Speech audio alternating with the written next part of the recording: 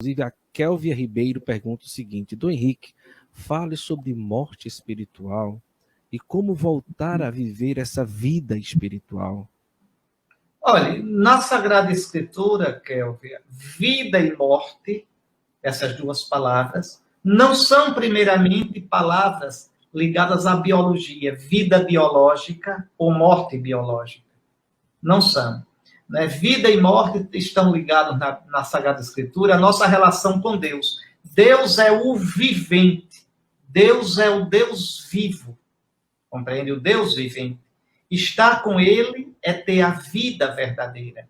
Uma vida que já enche o coração da gente agora e que será plena para sempre na eternidade. Apartar-se dessa fonte de vida que é Deus é cair na morte.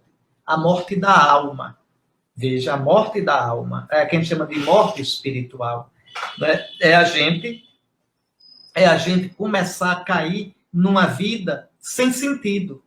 Uma vida sem Deus no mundo. Então, a morte espiritual é você, veja, na prática, e se fechando para Deus. Não é que você diga, eu vou me fechar para Deus. Não. Eu posso fazer isso dizendo pequenos nãos a Ele. Na infidelidade de cada dia, aos pouquinhos, Deus vai deixando de ser significativo na minha vida. Eu, na prática, vou vivendo como eu quero. Eu vou fazendo concessões aos pecados, a ponto de viver no pecado. Veja, isso é o pecado que leva à morte, como diz São João. O pecado que não leva à morte são as minhas fraquezas de cada dia, que eu tenho cuidado de, no exame de consciência, dizer, pequei, errei aqui, Senhor, fui infiel, perdão, e vou lutando para superar isso e para corrigir.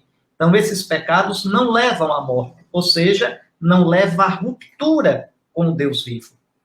Mas, se eu deixo de cuidar desses pecados, é como a erva daninha, como um mato.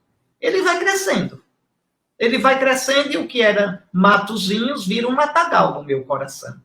Veja, aí se tornam vícios, tendências más, hábitos maus, que vão apartando a minha vida de Deus e vão anestesiando, obscurecendo a minha consciência.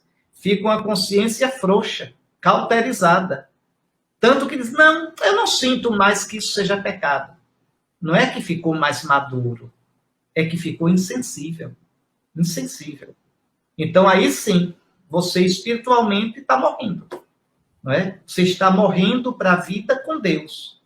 O que é espírito nessa frase que você colocou? Morte espiritual. Espírito é a capacidade que o homem tem de ter sede e capaz de Deus e de entrar em comunhão com Ele. O Salmo diz, a minha alma tem sede de ti, a minha carne também te deseja. Então, vejam, no homem, o corpo e a alma são espirituais, ou seja, são abertos para Deus.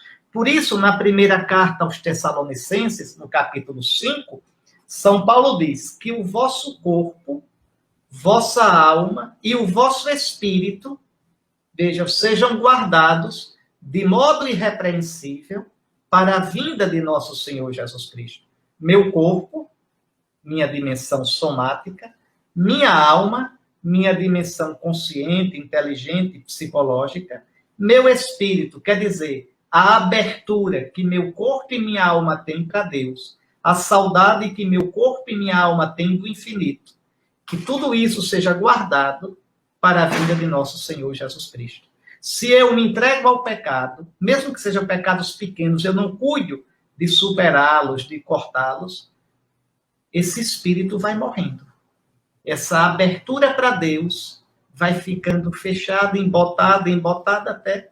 Veja num Hitler, veja num tirano, veja num assassino profissional, veja num corrupto inveterado.